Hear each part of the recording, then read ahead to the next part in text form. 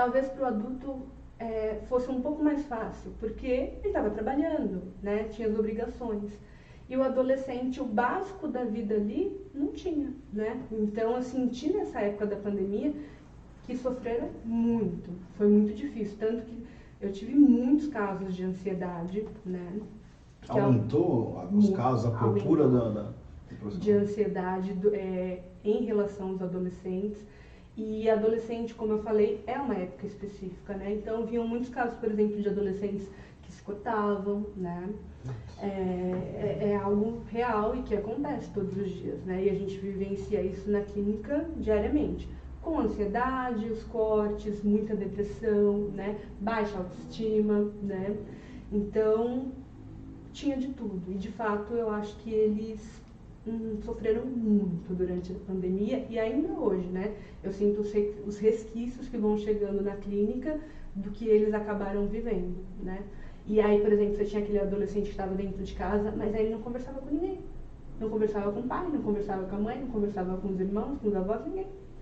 Né? E isso foi se prolongando, né? E aí aqueles sentimentos só foram aumentando, né?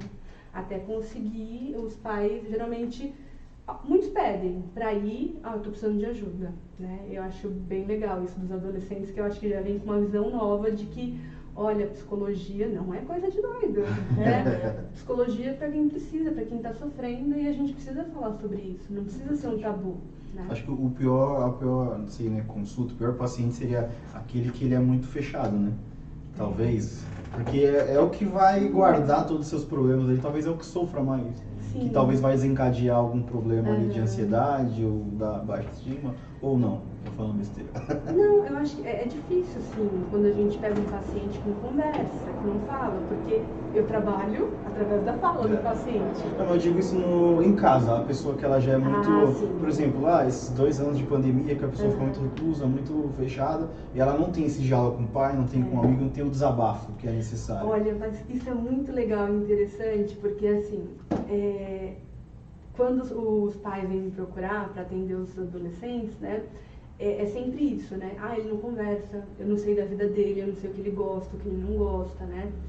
E eu sou assim, como eu tô falando de vocês, né? Mas com o adolescente eu sou muito aberta e falar, olha, fala o que você tem vontade de falar. Se não quiser falar, não tem problema. Tem a questão do sigilo, lógico, que é importantíssimo, para que ele se sinta seguro e à vontade de falar. E ele fala ali, e ele não fala em casa. E é justamente isso que a gente trabalha, de que, por que você fala aqui e você não fala lá? Uhum.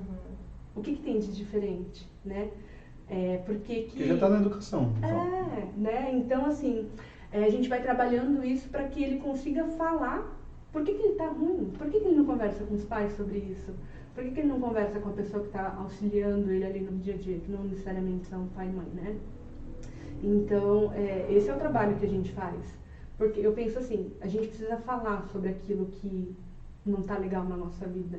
É uma maneira de dissipar um pouco dessa energia que está aqui dentro, sabe? Mas você acha que isso está relacionado, assim, um pouco em tese da formação na educação da criança ou do adolescente, de não procurar esse contato, né?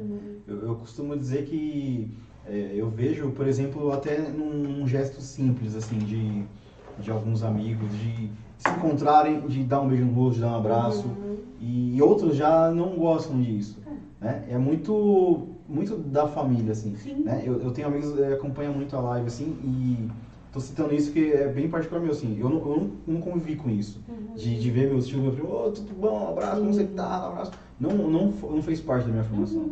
E eu cresci jogando bola com os camaradas e de fazer aquela aproximação das famílias, assim, e ver de um camarada meu que ele tem isso na família dele. E é muito bonito, assim, sabe? Tanto que poucos amigos, assim, que eu tenho consideração, a gente se vê, dá um beijo no rosto de, sei lá, de respeito, de carinho. E eu acho que isso vai um pouco ali na pontinha ali do iceberg, né? De que às vezes falta um pouco ali na criação estrutural da criança ou do adolescente ter essa visão, essa procura de desenvolvimento. Eu acredito, né, voltando no assunto de quando ele não procura o pai, não procura o irmão, eu acredito que seja uma falha ou não. É muita coisa, né? Acho que é muita É mais complexo o negócio. É muita coisa envolvida, mas assim, a gente tende a repetir as coisas que a gente vê na nossa família, né?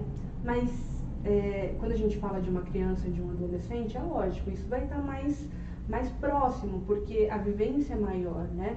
Mas, por exemplo, quando adulto, a gente precisa repetir necessariamente isso na nossa vida? Por exemplo, a gente aprendeu a ser meio grosseiro com as pessoas, ou a gente aprendeu a não demonstrar os nossos sentimentos. E aí a gente entra num relacionamento e o parceiro fala, pô, você nunca fala um eu te amo, você nunca me abraça, né? A gente precisa necessariamente repetir isso na nossa vida, né? Será que não é um ponto para ser trabalhado? Por que a gente precisa repetir aquilo que a gente aprendeu? Por que a gente não pode ser alguém diferente, alguém que a gente gostaria de ser, né?